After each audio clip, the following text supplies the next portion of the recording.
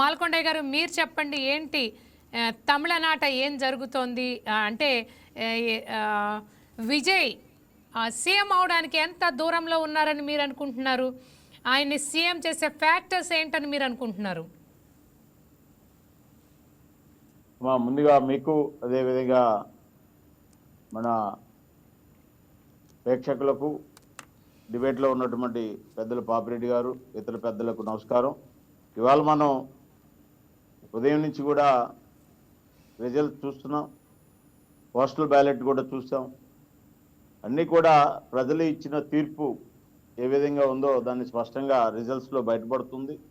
మీరు ఇందాక చెప్పినట్టుగా తమిళనాడు విషయానికి వస్తే, తమిళనాడు ముఖ్యమంత్రిగా ఉన్నటువంటి స్టాలిన్ గారు వారు ఒక భారతదేశంలో తమిళనాడు ఉన్నదనే విషయం మర్చిపోయి నాదొక దేశము, నాదొక రాజ్యాంగం అన్న టైప్లో వారి యొక్క పరిపాలనకు ఆ రాష్ట్ర ప్రజలు చెప్పినటువంటి బుద్ధి ఏదైతే ఉందో, ఆ గుణపాఠం ఏదైతే ఉందో దానికి ఇది రిజల్ట్స్ అనేటటువంటిది మనందరం కూడా గమనించాలి. ఎందుకంటే వారి పరిపాలన టోటల్గా హిందీని వ్యతిరేకిస్తారు, హిందూ ధర్మాన్ని వ్యతిరేకిస్తారు, సనాతన ధర్మాన్ని వ్యతిరేకిస్తారు, వాటర్ లిస్టుని అవమానించే విధంగా మాట్లాడతారు, ఈవీఎంల గురించి మాట్లాడతారు.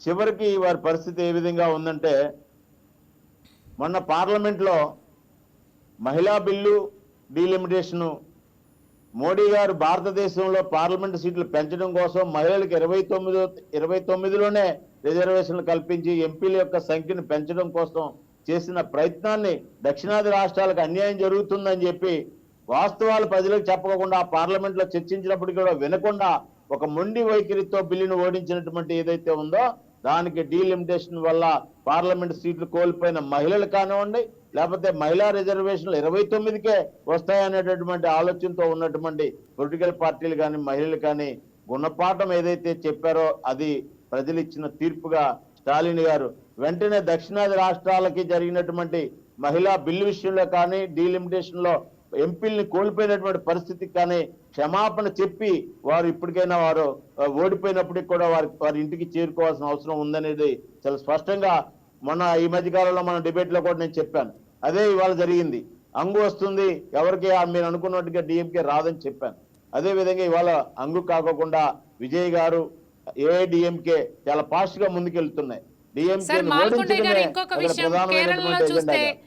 మాల్కొండయ్య గారు కేరళలో చూస్తే సీఎం ఎవరనేది ఇప్పుడు ఆసక్తికరంగా మారింది. ఎందుకంటే యూడిఎఫ్కి మనకి క్లియర్ కట్గా ఆధిక్యం కనబడుతోంది. యూడిఎఫ్ అధికారంలోకి వస్తే ఇక సీఎం ఎవరనే టాక్ ఇప్పుడు బాగా నడుస్తోంది.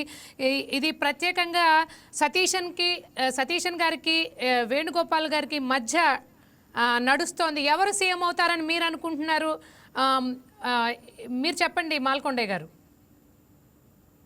ఇప్పుడు అక్కడ జరుగుతున్నటువంటి రిజల్ట్స్ మనం చూస్తున్నాము. మీరు అన్నట్టుగానే కాంగ్రెస్ కూటమి అధికారంలోకి వచ్చే విధంగానే అక్కడ ప్రస్తుత పరిస్థితిలో ఉన్న రిజల్ట్స్ ఇక ఏదైనా ఇందాక తమిళనాడులో జరిగినట్టుగా పెద్ద ఎత్తున మార్పులు చేర్పులు వస్తే మనం చివరి వరకు ఎన్నికల రిజల్ట్స్ను మనం వేచి చూడవలసిన అవసరం ఉంది. సీఎం విషయము వారి పార్టీ నాయకత్వంలో వారు ఆలోచించుకుంటారు తప్ప సీఎం విషయం మనం మాట్లాడవలసిన అవసరం మాకైతే లేదు. అది వారి పార్టీలకి వారి కూటమిలో ఉన్నటువంటి నాయకులు ఆలోచించి ప్రజలకి ఎవరైతే సేవ చేయగలరో, ఎవరైతే ప్రజాపాలన నడపగలరు అనేటటువంటి విషయం అటు ప్రజలు చూసుకుంటారు, పార్టీలు ఆ క్యాండిడేట్ని డిక్లేర్ చేస్తారు.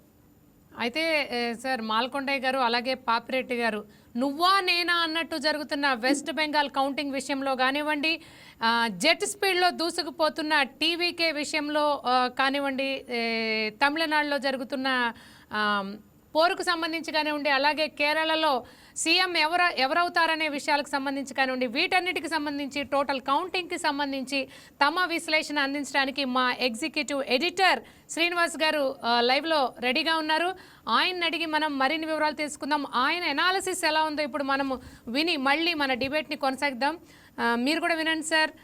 శ్రీనివాస్ గారు చెప్పండి, ఏంటి టీవీకే జెట్ స్పీడ్లో దూసుకుపోతుంది, మనందరం చూస్తున్నాం. ఏంటి దానికి ఆ స్పీడ్కి కారణం ఏంటని మీరు అనుకుంటున్నారు? ఏం నడుస్తుంది ప్రస్తుతం? రైట్ అనుష, ఏదైతే 5 రాష్ట్రాల ఎన్నికలకు సంబంధించి ఫలితాలు మనం చూస్తున్నాము. ఒక్కొక్కటిగా ముందుకు వస్తుంది. ఎర్లీ ట్రెండ్స్ కావచ్చు, లేకపోతే ముందంజలో కొనసాగుతున్న పరిస్థితి కావచ్చు. ప్రధానంగా దేశవ్యాప్తంగా కూడా ఇప్పుడు తమిళనాడు ఒక ఆసక్తికర రాజకీయాలు కనపడుతున్నాయి. అక్కడ ఒక సెంటర్ ఆఫ్ అట్రాక్షన్గా మారిందని చెప్పొచ్చు. ఎందుకంటే మనకి ఎగ్జిట్ పోల్ ఫలితాలు కావచ్చు, ప్రీపోల్ ఫలితాలు కావచ్చు, అవన్నీ కూడా డిఎంకేకి అనుకూలంగా ఉన్నాయి అని చెప్పేసి వచ్చాయి. కానీ తీరా మనకి ఈవీఎం బాక్సులు ఓపెన్ చేసేసరికి ఒక్కొక్కటిగా ఫలితం బయటకు వస్తుంది. టీవీకే ఏ విధంగా ముందుకు దూసుకుపోతుందో మనకు కనిపిస్తుంది.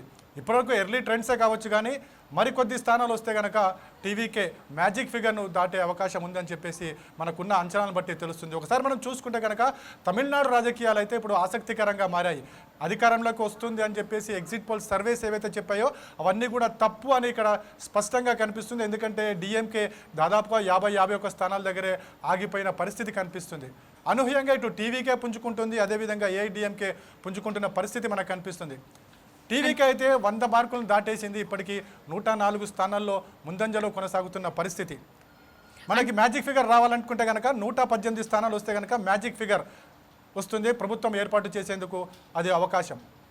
సో ఇప్పుడు టీవీకేకి ఆ ప్రభుత్వం ఏర్పాటు చేసే అవకాశం ఉందా అంటే చూడాలి. ఎందుకంటే ఇవన్నీ కూడా ఎర్లీ ట్రెండ్స్, ముందస్తుగా వస్తున్న ఫలితాలు కాబట్టి మొత్తం స్థానాలు ఎన్ని రౌండ్లు ఉన్నాయో ఆ రౌండ్లన్నీ కంప్లీట్ అయ్యి దాదాపుగా ఒక 50 నుంచి 60% రౌండ్లు కంప్లీట్ అయితే కానీ ఎవరు అధికారంలోకి వస్తారని ఇప్పుడే స్పష్టంగా చెప్పలేం.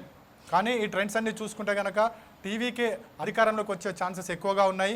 అది ఏ విధంగా అనేది కూడా చూడాలి. ఒకవేళ మ్యాజిక్ ఫిగర్ దాటకపోతే ఏ పార్టీ సపోర్ట్ తీసుకుంటారో, లేకపోతే ప్రభుత్వం ఏర్పాటుకు ఏ పార్టీ అన్న సపోర్ట్ ఇస్తుందా, అందులో ఎన్డీఏ ఏ విధమైన ప్లే రోల్ చేయబోతుంది, కీ రోల్ ప్లే చేయబోతుంది అనేది కూడా చూడాల్సిన అవసరం ఉంది.